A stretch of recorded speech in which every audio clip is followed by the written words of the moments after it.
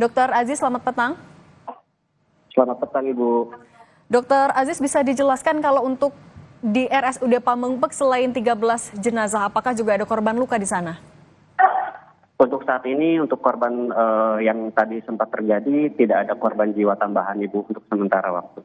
Oke, artinya 13. Dr. Aziz, tapi ke-13 jenazah ini ketika datang memang sudah meninggal dunia atau masih ada yang dalam proses penyelamatan dulu?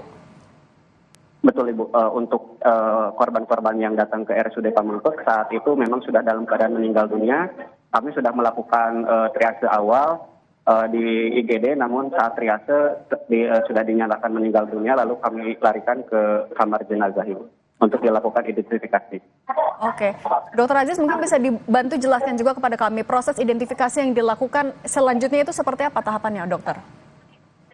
Saat ini kami sedang mengidentifikasi korban-korban yang memang dalam keadaan terpecah gitu, Ibu. Jadi saat ini kami sedang mengidentifikasi dari tubuh-tubuh korban siapa gitu. Namun saat ini masih dilakukan tahap itu, Ibu. Apakah juga masih memerlukan data antemortem, postmortem dari keluarga, dokter? Ya, itu sangat diperlukan mengingat kami tidak mengetahui secara jelas terkait ini punya siapa dan lain sebagainya, seperti itu, Ibu. Sudah ada keluarga yang ke sana, dok? Sudah ada, mengingat keluarga kan memang warga dari daerah sini, sehingga setelah kejadian para warga sudah datang ke sini. Kalau ada keluarga yang masih menuju ke sana, apa yang seharusnya mereka bawa untuk membantu proses identifikasi, dok?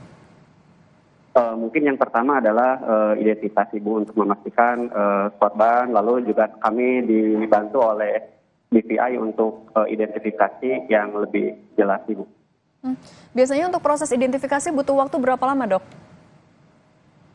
Mungkin cukup lama, Bu, ya, karena memang keterbatasan dari RSUD kami juga untuk identifikasi korban seperti ini, sehingga kami juga menunggu dari DPI Polri juga untuk membantu proses identifikasinya, Ibu. Dari tim DPI Polri, dari polisi ya, itu sudah tiba atau belum, dok? Saat ini sedang dalam perjalanan. Oke, artinya nanti berkolaborasi dengan tim DPI, langkah yang akan dilakukan apa, Pak, sambil menunggu tadi data dari keluarga?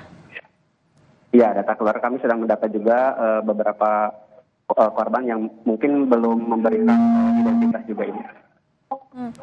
Oke, Pak, kalau untuk kasus seperti ini, dokter, apa yang biasanya juga menjadi kendala dalam proses identifikasi? Yang pertama memang kan ketika kasus yang seperti ini adalah korban